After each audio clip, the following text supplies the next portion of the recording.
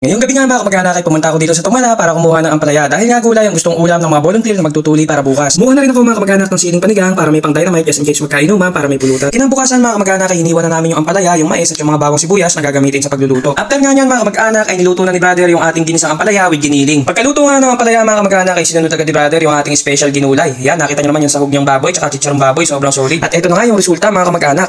Ayun lang po. May mga question pa ba kayo? Wala na?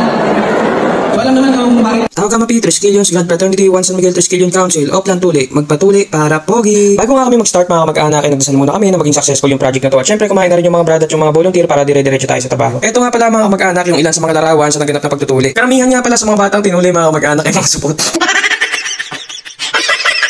Pagkatapos nga ng tuli mga kamag-anak ay bumunot tayo ng mga brad na mananalo ng fracture. At syempre po, taus-puso po ang aming pasasalamat sa ating mga nakasamang volunteer, sa mga doktor, sa mga nurses na nakasama namin. Maraming salamat po.